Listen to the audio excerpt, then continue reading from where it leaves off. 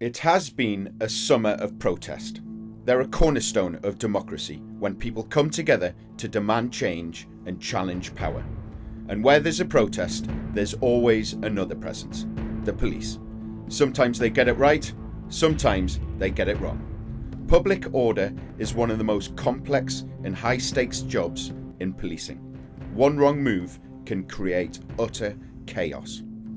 So what does happen in the heat of confrontation? And what does it all mean for free speech and society?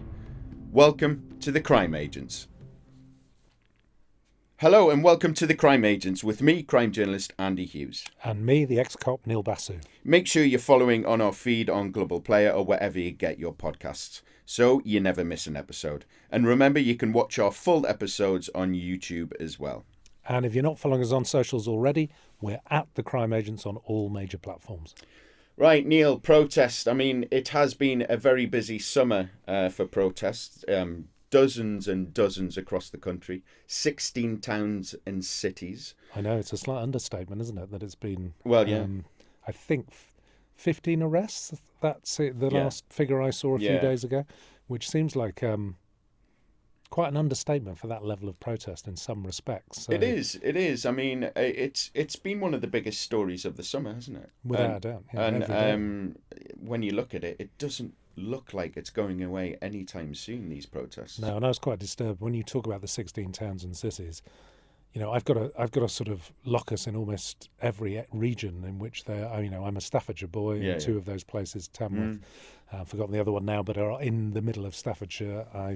So I understand that region very well, and I was sort of born and raised there. And then there are other places in Thames Valley, and I've got a big sort of connection with Thames Valley as well. Got London, we've got the Northwest up in Liverpool, much where I've had members of my family are from. And there's no doubt there's an obvious connection between very upset white working class communities, deindustrialised, poor in some respects, and if you look at the cost of living crisis, which will be affecting those communities deeply, and the housing crisis, which will be affecting those communities deeply, that combination is like the perfect storm for allowing people to start blaming something else for causing their daily woes, and that something else has become immigration. And we've got politicians making a great deal of political capital out of the government's failure to control it, not with a little lack of political humility, from the Conservatives who presided over 14 years of it. But of course, the main man, Farage, front page of the newspaper every day, coming out with his big speech. We'll be recording this around the time of Reform's big plans for immigration. There is no doubt in my mind that all of that is creating an atmosphere that's helping this protest. Of course. Listen, it all started really at the Epping Bell Hotel, where one of the residents, an Ethiopian man, was accused of sexual assault against a schoolgirl. Now, the first couple there at Epping, they did get out of hand a bit. You saw images of people attacking the police vans and what have you. Since then, police seem to have got much better grip on how to police these protests. How tricky is it for these police officers? Because as I said in my intro, it is one of the most high-risk jobs. I think it's one of the most tricky jobs you can have as a police officer, to try and police these protests where you have to allow people their democratic right to protest. I loved your intro. Sometimes they get it right, sometimes they get it wrong, is the politest way of describing our public order capability. Well, we'll come to a couple of those cases later on. I'm sure you know which ones I'm going to be talking about. I think I can probably guess where you're going to go with that, Andy. And I think a lot of my old colleagues, as a self-confessed career detective, I think a lot of my public order colleagues will be listening to this going, what on earth is he talking about? He knows nothing about public order. Me? So with the principle of transparency in mind, I'm a trained public order gold commander, and I was a level 2 trained police sergeant when I had a brief foray back into uniform when I was a skipper before I went back into the department as a detective sergeant. Literally one day of training at Gravesend, having Molotov cocktails thrown at me. 2 days if you include the physical. But I passed the physical, which I think people thought was miraculous. Yeah. And I managed to put myself out when I was on fire and one of my colleagues. And I managed to face down a police horse without getting nutted from your previous. And it was one of the most terrifying things I've ever experienced in my life. And I thought, I tell you what, I think I'd like to be a detective, please. Well, do you know? So, I've got massive, massive pride and respect for the people who do it. And I think Tom Windsor, the old HMI, he's famous for calling it the brain surgery of policing.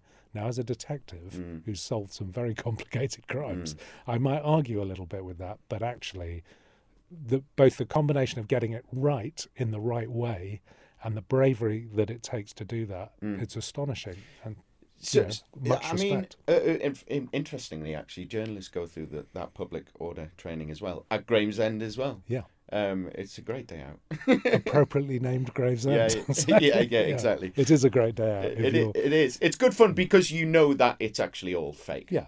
And the bricks are rubber. Exactly, yeah. But you see it when you see it spill out in real life. It's a different matter, and you can see the fear in the officers' faces sometimes. And we'll go into that a bit more later. Just talk me through the process as a Gold Commander. In terms of what's your biggest priority? Obviously, keep the peace. But in terms of, do you look at who's protesting? Look at the characters. Do you then set out? Here's the line. If they cross that line, then we're going to nick them. Yeah, it's definitely worth sort of talking a little bit about police procedure now. And I know people get very kind of, oh God, this is going to be Let's bit keep boring. it brief then, Neil. I'll keep it brief. But there is a metallic structure to the way we do command in any major incident or critical incident, but it comes from public order policing. You have a gold, silver, bronze structure. That's the metallic nature of command and control. The gold is the most senior officer. It's normally a chief police officer, so assistant chief constable or commander in the Met and above.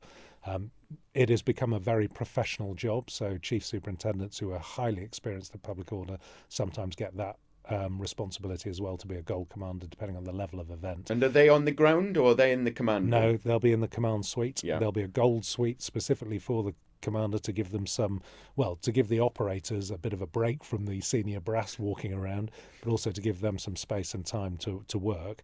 They'll set the strategy. The strategy, you've said it already. The first strategy, the most important thing for any police officer is to keep the peace. Prevent crime and disorder, minimise any risk for injury or loss of life, to effectively to get the community back to normal as soon as possible after the event. So these will be very broad strategies, but then what Gold has got to decide is how much resource do I need? Yeah. And after 2011, where effectively police were accused of losing control of the streets with the disorder that happened then, we'll have listeners who perhaps don't even recall those events and may not even be. Those were the riots after the death and shooting by police of Mark Duggan in Tottenham. Absolutely. So, and that spread across the UK. Still the biggest uprising, I think, in our history. Yeah, and a lot of other people just describe it straight as violent disorder or riot, and a lot of criminality and a lot of effort to try and regain control of the streets. So what you get is a resource level that's set, and then for many years we were adding like 20 or 30% to that. Imagine the strain on a police force and it's, the police forces around it having to do that. The Gold will appoint the Silver. The Silver will be a very experienced public order professional who's brilliant at tactics, and the idea is that they will create the tactics to deliver the Gold strategy. And those tactics will be everything from, and it's quite good that we've just had Notting Hill Carnival because we can talk about it in that respect. Yeah. The Silver will have a load of bronze functional specialists, so he'll have an intelligence commander, he will have a crime proactive commander, someone who's going to go out and nick criminals before they can get to the event and cause disruption. We saw that at Notting Hill, very successfully done. A reactive crime commander, so a senior detective will be responsible for any offences and putting people into custody and having a custody system up and running. A communications lead who's going to tell people if you come here and you cause trouble, you're going to get nicked.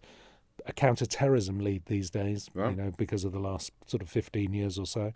And there'll be a counter-terrorism commander in the control suite, a firearms commander in case there are any firearms incidents. And I've done that job at Notting Hill. I've been the firearms commander for Notting Hill.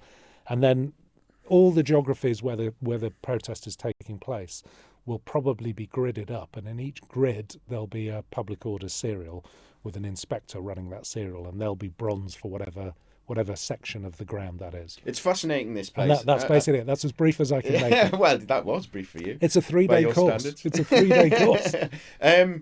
The control room you're talking about, I've been into the one at the Met quite a few times. It's a fascinating place. It's like a big sprawling room, and there's just these several cameras, several screens just showing different cameras of CCTV of whatever incident they're looking at. I can only imagine the chaos that they must see on Notting Hill Carnival. And because you've been there and seen it, you can imagine how difficult it is. I mean, you can blow all of these cameras up, and You they do, have yeah. control of a lot of local authority CCTV for those major events, but not all the private sector CCTV. So you've got good visibility, and you've also got the India 99, as we call the helicopters. Yeah, I was about to say that. The helicopters, they're massively useful for policing protests. So let's look at how it's changed over the years in terms of tactics. I mean, I think it's fair to say it has moved on with the times. I think necessarily back in the 80s, 90s, even the early noughties, you would say that police were known for steaming in, I think is an expression I will use. Yeah,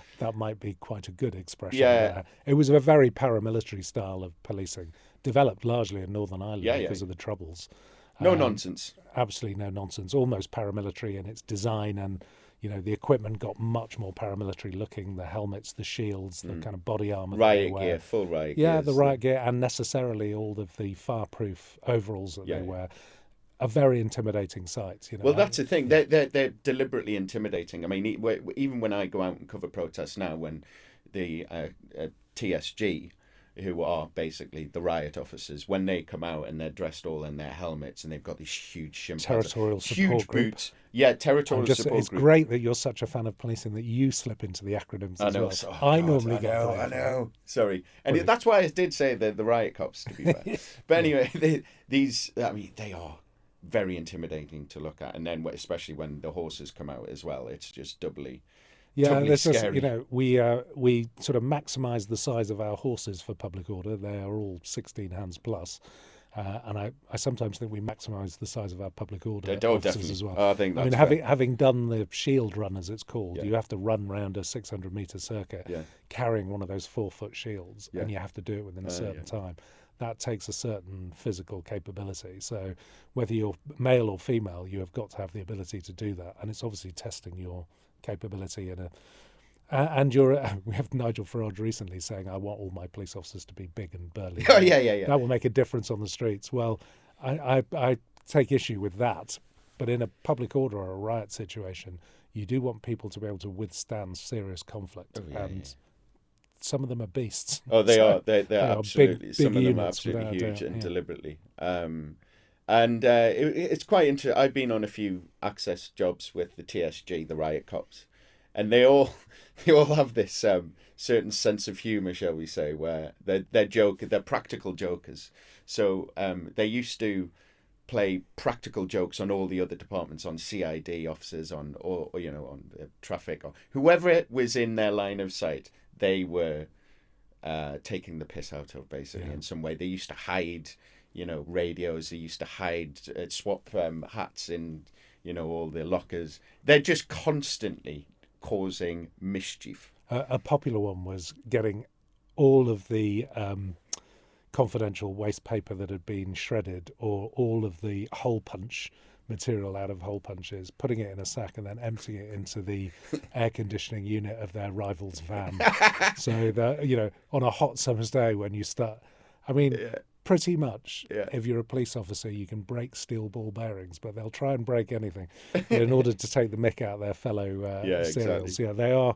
There is something about that humour that gets people through what are incredibly dangerous situations. I think that provided it doesn't go too far. I found it funny, I have to it's say. a necessary part of it. And obviously when I was with them, I was the number one target of getting, the amount of practical jokes. It was quite brutal, actually. Brutal experience. But I think it's fair to say, social media, but the fact that everyone's got a camera now, that has changed the way police police these protests. And also there's other considerations to be taken in. But when you're looking at something like what's going on with the asylum hotels, what is going on in that pre-planning meeting with the officers before the protest? What are they being told about these specific protests? What are the complexities with this issue in particular. Do you mean in the pre-planning meeting between the senior officers talking about the strategy and tactics? Just strategy. Yeah. And so, I mean, we saw this and you will have interviewed people, local residents in Epping, saying, I don't know where these other people are coming from. And when you looked at the arrests, they were all from outside of Epping. So there were quite a lot of people inside Epping who were actually peacefully protesting and didn't particularly want their community trashed or violence or the imagery of, some of the thugs who turned up. But there was a sort of renter mob that turn up, and this is we did an episode on football hooliganism. So the intelligence that people are going to travel and agitate, particularly from far right groups,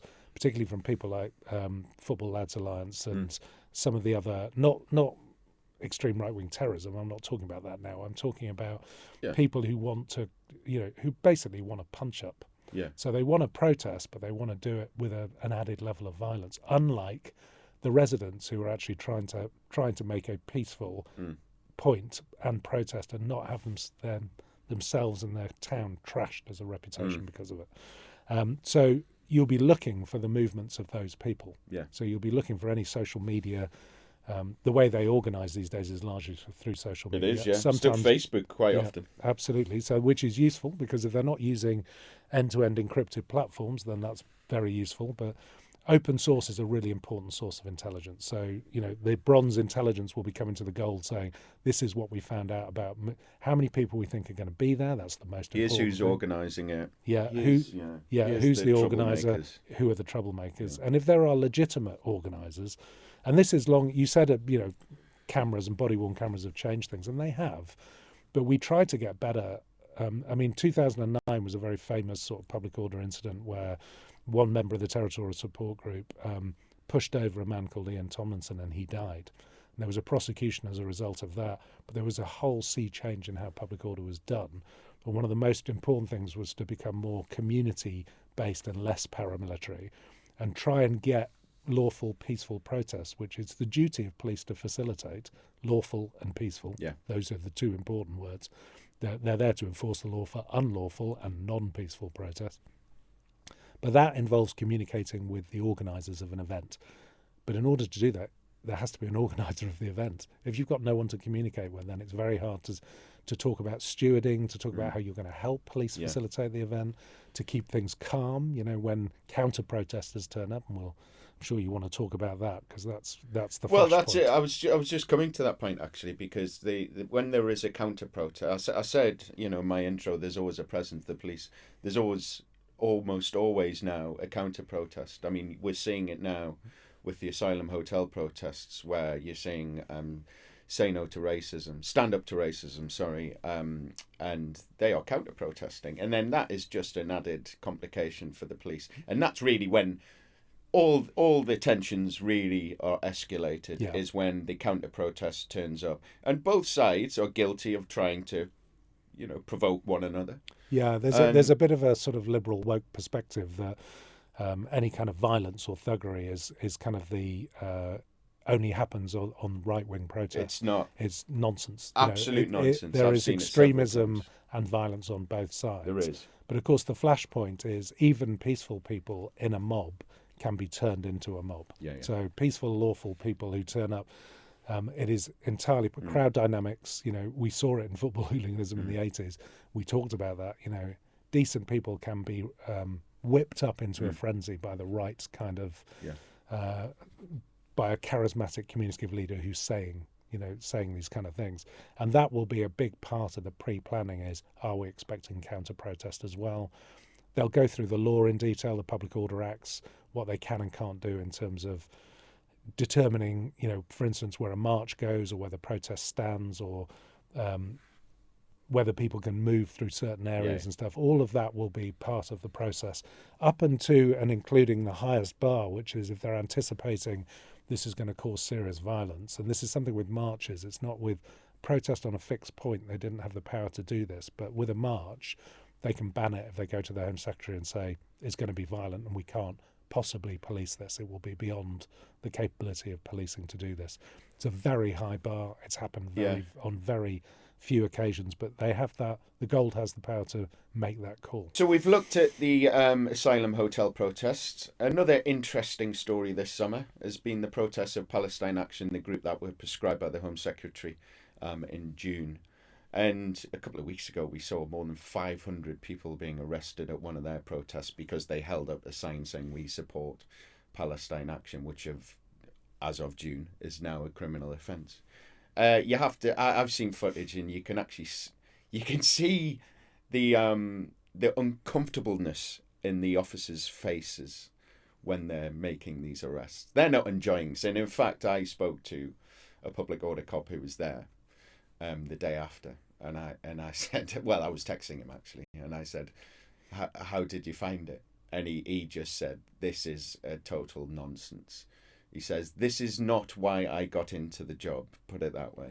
He said, we can't continue doing this. I mean, the amount of resources and money it took up for Yeah, that I mean, one what day. public order police officer joined to lift old age pensioners? Well, that's it. You know, It was such a bad look. Off yeah. a protest. And I mean, they're stuck in the middle, really, here, the police, because I kind of feel for these officers on the ground. They're being told they have to do this, and they have to uphold the law. But I think there needs to be a discussion whereby, do we really want to be arresting elderly blind people? yeah, I mean, I saw people in wheelchairs for this. I criticise the media a lot for just, for headlines and not actually going into detail in the story. But there is a headline which I think sums it up, which is, it's quite right to ban Palestine Action. It's not right to arrest the people supporting them. Yeah. So that summarises how uncomfortable this is. Yeah. The difficulty is the reason proscribed organisations are banned are to stop them getting support, money, the sense that they are winning, because that's why they're banned. Well, and so the government is between a rock and a hard place, because it's decided there's enough to ban here. And I can let the front line off feeling incredibly uncomfortable, but senior police officers will have been part of the conversation with the Home Secretary about banning Palestine Action. So policing has been part of this decision as well, and will have to stand or fall by that decision. We've already heard the Home Secretary's has got other information. Well, she has briefed other politicians. We do have to wait till that comes out. But I would just say to the people who are protesting, who want to be arrested to make the point that the government and policing are doing the wrong thing, is you can support Palestine without supporting Palestine Action. Two completely different things. Yes, and absolutely. In a way, the banning of Palestine Action has just made them much more notorious and much more. I bet they now have way more support than they had. Well, by the way, that's always part of the conversation about whether you are actually going to give the oxygen of publicity to something that they've might done have exactly died. that. And that's do you know what I think they should have done? Bearing in mind how it's played out, I don't think anyone in the authorities can be happy with the way it's coming across, given the amount of support. Yeah. But I think, and then they keep saying, wait till these trials. You're going to hear a lot more, and you're going to hear why. And that's all we can say about it, because you can't.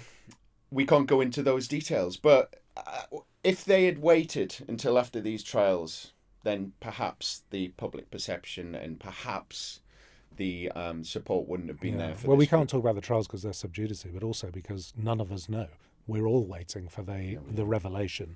I think it's important to remember that I think they're taking their lesson from the effectiveness of a strong, assertive, prosecutorial approach to the environmental activists. So, Just Stop Oil and Extinction Rebellion have effectively disappeared from the headlines because of the arrests and the serious sentencing that the organisers got. And I think they're probably they're hoping that this isn't going to be a regular thing with Palestine Action, and that the arrests and the convictions will see that group disbanded, so there's nothing to support. A lot of the same characters are involved with Palestine Action. It's professional protesters. Well, there we go. I was just about to use that phrase. You stole me. Sorry. Stole my phrase there. We've looked at the asylum hotel protests, which is on the right, and then you've looked at Palestine Action, which is on the left. And this is kind of where people use the phrase two-tier policing, and that is effectively saying that police treat different people differently. It started in 2020 after the BLM protests, after the murder of George Floyd, and they played out on the streets of London.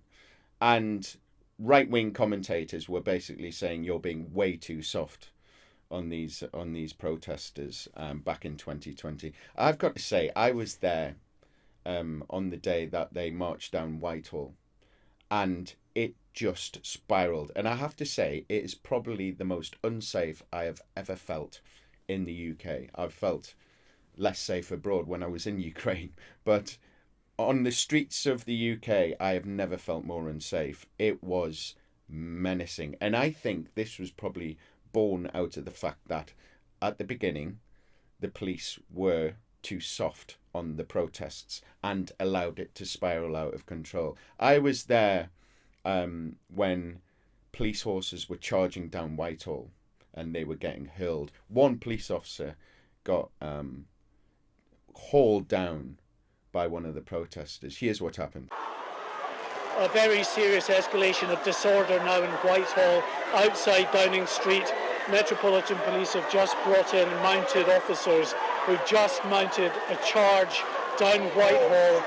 And then after that, Neil, we all dispersed, and actually we lost our security. But I was with a cameraman, a legendary cameraman called Richie Muckley, and he's basically spent his whole life in war zones. And then and it always gets really unsafe when you try and leave and try and get back to the office or wherever you may be going. I think we were trying to get to the pub to have a pint after what was a pretty frightening experience. And then we went up towards Victoria, and then we were surrounded by protesters who had bottles in their hands. And I looked at Richie, and when Richie looks scared, you have to be scared. And he just, luckily, he's a former Marine, so he kind of acted as our security, and he got us out safely. But it was a real moment where I thought this could go terribly, terribly wrong. And the reason, obviously, clearly, senior police officers in the Met were saying the last thing we want to see in the news, on broadcast channels, in the newspapers, are pictures of our officers hands-on with a black protester, given what happened to George Floyd, who was murdered by police officers in the US.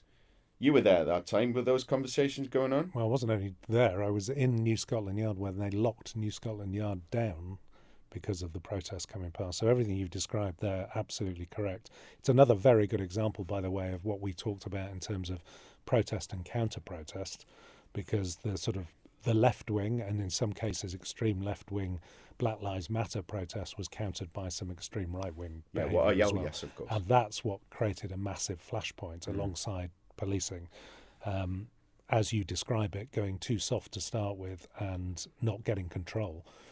And I think that analysis is probably correct. I think a lot of people who were in charge at the time, maybe including the Commissioner, would disagree with that. I don't think, and this is where two-tier definitely did start, because effectively we're way too hard on the right and way too soft on the left. That's what the right-wing commentators and Reform, particularly Nigel Farage, were making a big deal, as well as Suella Braverman on the Conservative side as the Home Secretary at the time, saying that we had got this completely wrong and that that's the way we were behaving. Yeah. But you have to look at the very unique situation of a protest that is founded on police brutality and violence, and how police officers might be feeling about having to police and being accused of really difficult, really complex. Regardless of what the Commissioner says or what senior police officers said, those police officers who were on the ground facing that are probably thinking, "Oh Christ! I mean, we are basically the people who've caused this in some respects." So you'll have and this caused. There was a big thing about police officers taking the knee, and the Commissioner being massively criticised for police officers being allowed to take the knee. I felt incredibly sorry for them because they were taking the knee because they felt they were about to be brutalised, and they were trying to calm the crowd down by saying, listen, we understand, we're on your side. When those cops outside, did you see it? I saw it. I was there, and then you saw it was the riot officers outside 10 Downing Street. No one ever reported that it worked. Well, all they reported was yeah. how dare the commissioner let, a bit like commissioners allowing Yeah. their officers to dance at Notting Hill Carnival, which I think would be nice. I mean, Mark, you were a bit of a fun sponge this year. You particularly your orders not to let them do that or be seen to Not do allowed that. to dance, eh? But I think the point of this is your analysis is right. But the reasons why they were too soft on the process wasn't because, we're all woke and we're all very left-wing. I mean, that is not my history of being in the police service. Yeah. So, I'm the one who kept talking about the fact that we needed to be a little bit more woke and a little bit more understanding of racial and social justice. But that's not the point. What they're trying to do in all circumstances is keep the peace. That is the number one thing. And there are ways you do that. And we have learnt in our history that over-policing can sometimes create more of a problem that it solves. And in this case, I think we were also feeling guilty by association with the United States. And therefore, that softer approach is almost understandable. But unfortunately, it did lead to the point you're making. And don't forget, there were 300,000 people who protested in the United Kingdom that week. Yeah. Very little of it was violent. Yeah. That scene in Whitehall was pretty much it was unfortunately though these are the images that people are left with, and it was left with an absolute political opportunity for the right wing to say, look what you've done, because you've allowed these, and Black Lives Matter then became vilified as an extreme left organisation. So and parts of Black Lives Matter in the United States indeed are that. The ones who want to defund the police, the ones that encouraged violent protest. Nobody is supporting that. That extreme kind of left-wing behaviour to me is as abhorrent as extreme right-wing behaviour. And then the following year, we had the murder of Sarah Everard by a Metropolitan Police officer. That then led to protests. And this, I think, will go down as one of the biggest PR disasters ever for police. It was, as a member of the Met Police Management Board at the time, I'll let you talk about this. Well, exactly. So what happened was, Sarah Everard was murdered, and there was a vigil in Clapham Common, organised by a group of feminist group, and they were protesting about safety against women and girls.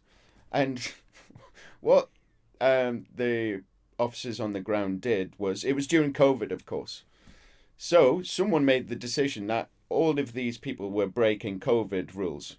So they thought it would be a good idea to start arresting and getting pretty aggressive with the protesters. You saw these deeply uncomfortable images of these quite often young women being wrestled to the floor by massive riot officers.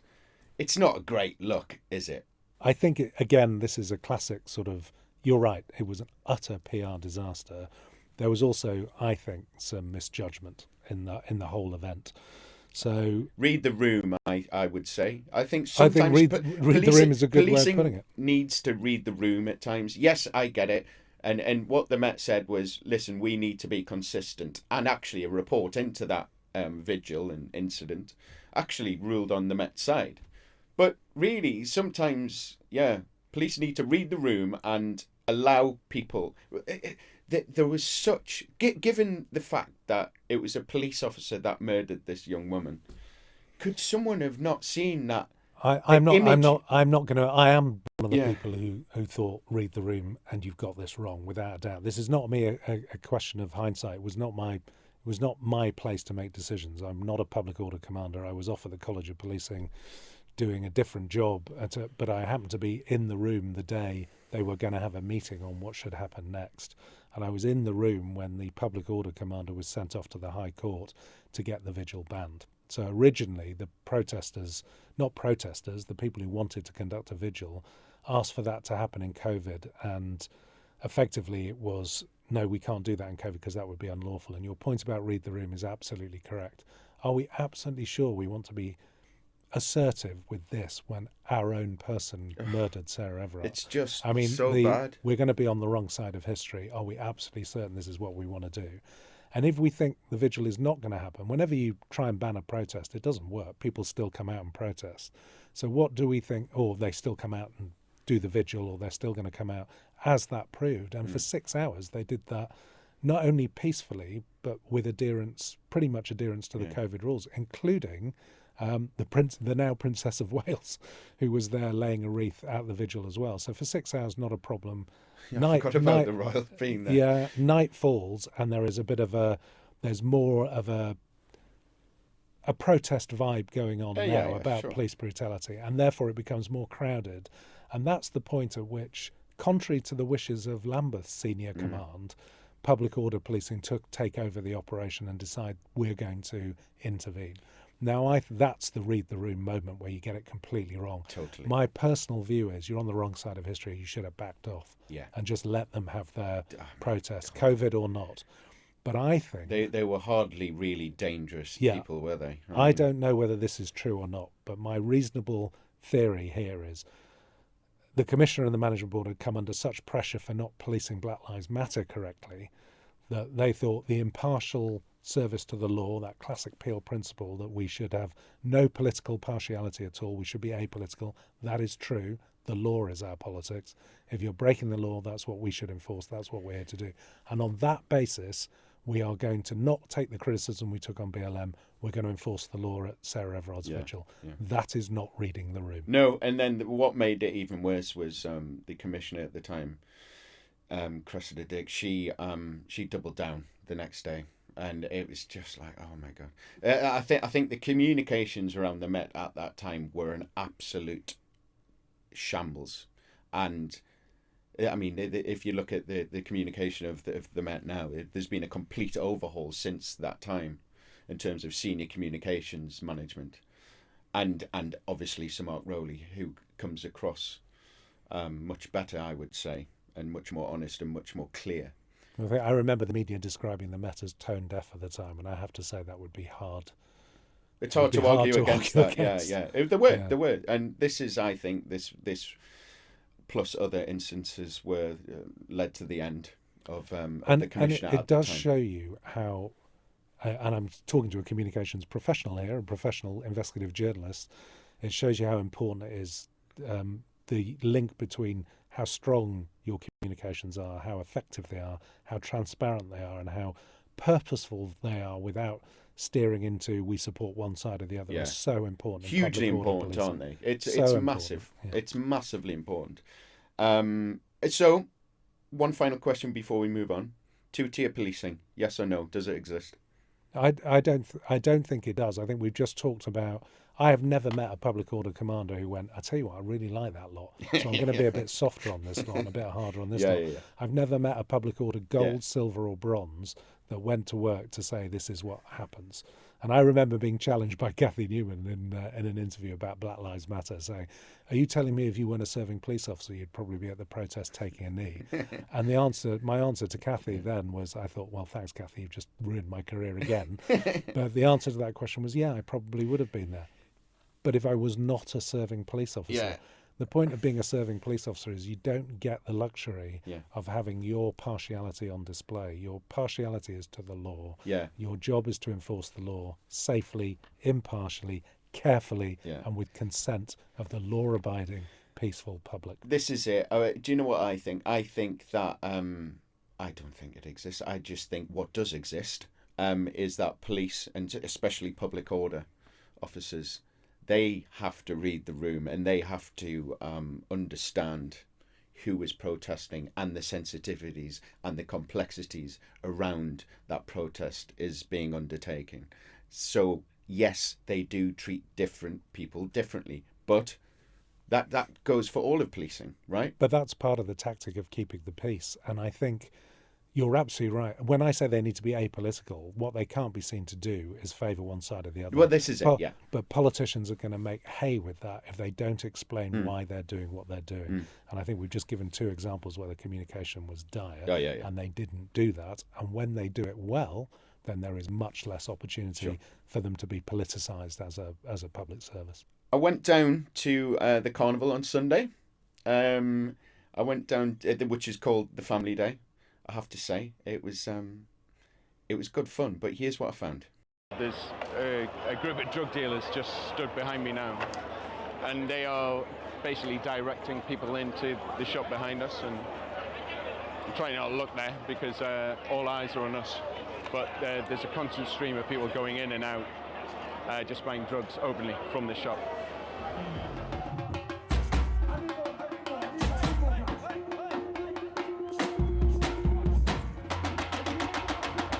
So here we are, the crime agents at Notting Hill Carnival.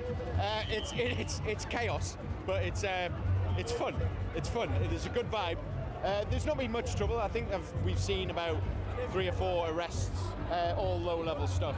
Let's hope it stays that way.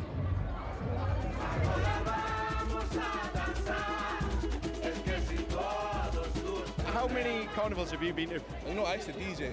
Oh yeah? Yeah, I used to be a DJ, so I've been coming carnival for like 15. 15 years? So I've been to a few of them. Lockdown kind of mashed it up, but I've been to a few of them. And they've changed over the years, right? Yeah, they have. How is it now compared to how it used to be? I was a kid, so more so my perspective has changed. Yeah? It's all about enjoyment. The Sunday, which today is more like a family day, so if you look around, you see like kids and stuff like that. But yeah, it's good. So I mean, there's a lot more restrictions, stuff, things to keep us safe and stuff. Yeah. We can't complain, man. It's been alright. You know what? It gets less packed. It gets more relaxed over time. Yeah.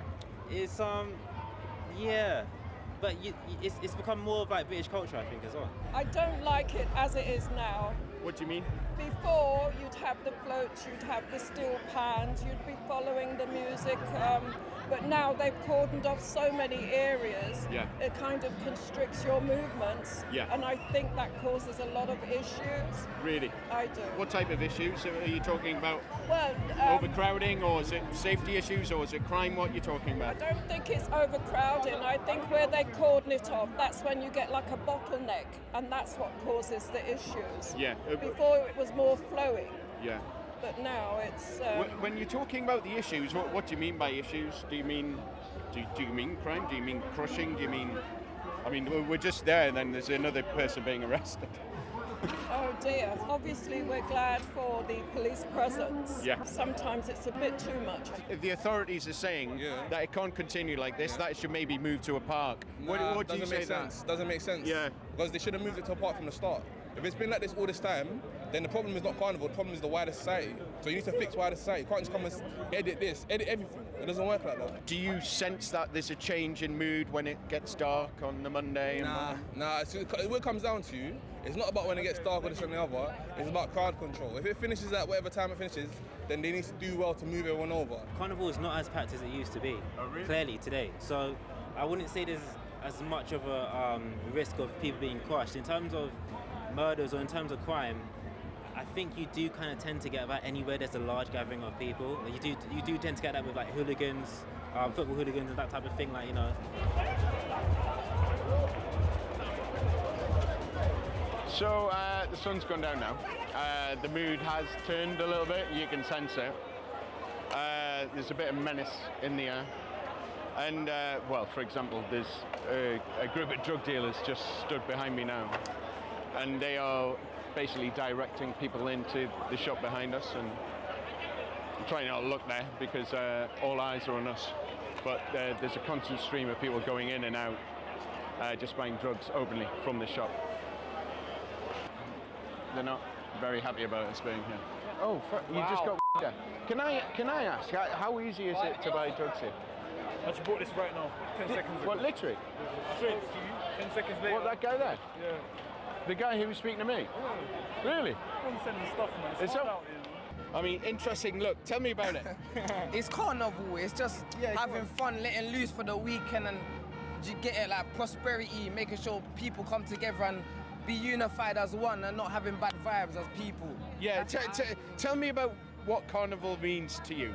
It's literally a cultural thing. So again, for me, I think it's just where you got different people from like different cultures of the Caribbean all come together. Yeah. Again, it brings black people, white people, Asian people, everybody together. So your second carnival, yeah? Correct. Enjoying it? I love it. Yeah? I love it. Only good vibes. Yeah, it is. So far.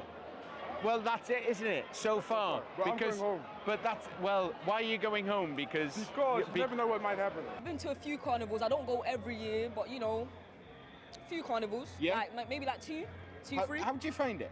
How do I find carnival? Yeah. Do you know what? It's vibes, yeah, but a lot of people say it could be safer, and I agree with that. I feel like it's really great if we could move it to another area or find ways to make it safer, because the whole idea is to be a community. Yeah. I'm all about community, man. And I feel like as a community, if London can come together, you know, stand united, man, we'll be a lot further than we are. So there you have it. It was, as I said in the piece, it was chaos, but it was good fun. It was well natured, and then, as predicted, the mood did slightly turn, and you saw that clip there, where there was it just became a bit lawless. I think it's fair to say, with drug deals just going on openly. I mean, the amount of times people ask me if I had any drugs on me, I lost count. I don't know what that says about the way I look, but I had a little small bum bag on, you see. So you either look like a cop or a criminal. You'd have been a brilliant but this year, I mean, listen, there was no serious violence, which is obviously a good thing. However, the arrests were huge. I mean, I think this is the most, or the highest number of arrests we've ever seen, 528 arrests. And 4 reports of stabbing or slashing incidents and non-life-threatening, which is, of course, good news. Yeah, so a lot more arrests and a lot less serious violence. And that, you know, any decent criminologist or scientist would criticise me for making a causal connection between those two things.